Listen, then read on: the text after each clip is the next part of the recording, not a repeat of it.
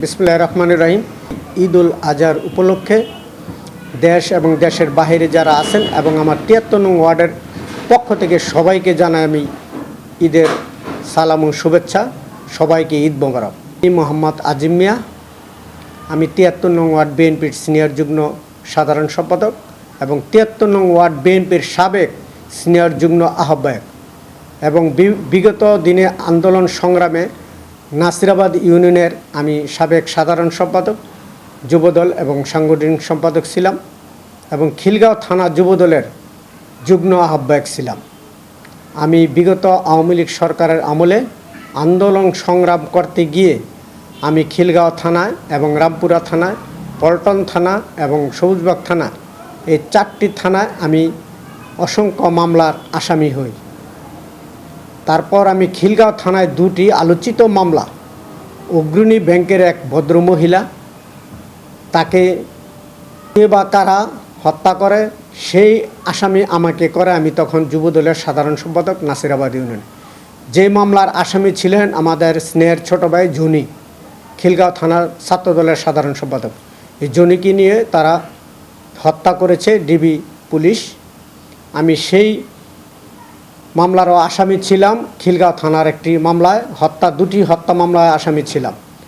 আন্দোলন সংগ্রাম করতে গিয়ে আমি বিগত সরকারের আমলে যতটা কমিটি হয় প্রতিটা কমিটিতে আমি পদ পদবি বহন করি। আজকে আমি ৭৩ নং ওয়ার্ড বিএনপি সিনিয়র যুগ্ম সাধারণ সম্পাদক পদ পাওয়ার পর থেকে আমি ৭৩ নং ওয়ার্ডের জনগণের পাশে আছি এবং আমাদের মন্ত্রী মহোদয়, যিনি রাজপথে আন্দোলন সংগ্রামে যার অগ্রণী ভূমিকা, বাংলাদেশ জাতীয়তাবাদী ছাত্রদলের যিনি সোনালী ফসল, সারা বাংলাদেশে যার পরিচিতি ছিল জেলা, উপজেলা, থানা, মহানগরের সহ, তিনি ছাত্রদলের কমিটি গঠন করে ছাত্র সংগঠন করে আজকে বাংলাদেশে তিনি আলোচিত একজন ভদ্র এবং ভালো মানুষ হিসাবে যাকে চিনে এবং জানে। সে হাবিবুর রশিদ হাবিব ভাইকে মাননীয় প্রধানমন্ত্রী জনাব তারেক রহমান সাহেব অত্যন্ত স্নেহভাজন। সেই হিসাবে আমি একসময় আমি রাজনৈতিক হারিয়ে ফেলেছিলাম যে ত্যাগী নেতাকর্মীদের হয়তো মূল্যায়ন হবে না। আজকে আমি দেখছি ইনশাল্লাহ ত্যাগী নেতাকর্মীদের মূল্যায়ন করার জন্য মাননীয় মন্ত্রী মহোদয় এবং হাবিবুর রশিদ হাবিব ভাই অত্যন্ত ত্যাগী নেতাকর্মী এবং সৎ ব্যক্তিদের, এবং আমার পাশে যিনি আছেন ৭৩ নং ওয়ার্ড যুবদলের সাবেক সভাপতি, এই প্রতিষ্ঠাতা সভাপতি ৭৩ নং ওয়ার্ড যুবদলের জনাব জাহাঙ্গীর আলম। আমার পাশে আছেন আমাদের ভাইদ্যা ইউনিটের বিএনপি সংগ্রামী সভাপতি, যার আন্দোলন সংগ্রাম করতে গিয়ে যিনি জড়িত।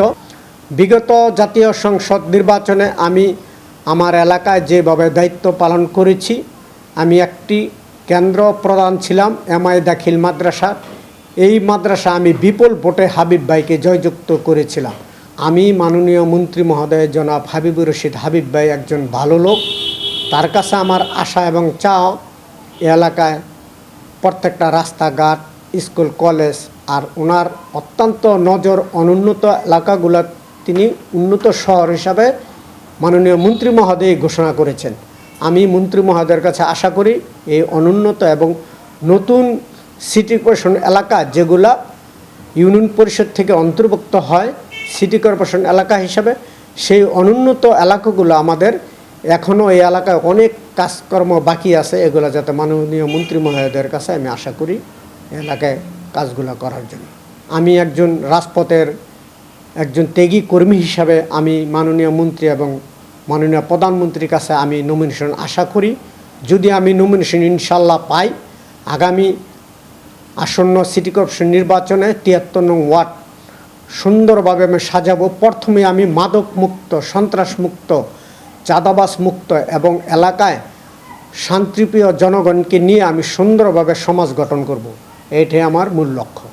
আমার এলাকায় সমস্যা হলো আমাদের বৃহত্তর ডেমরা ইউনিয়ন ছিল একসময়, তারপর এই ইউনিয়নকে ভেঙে 3টি ইউনিয়ন করা হয়।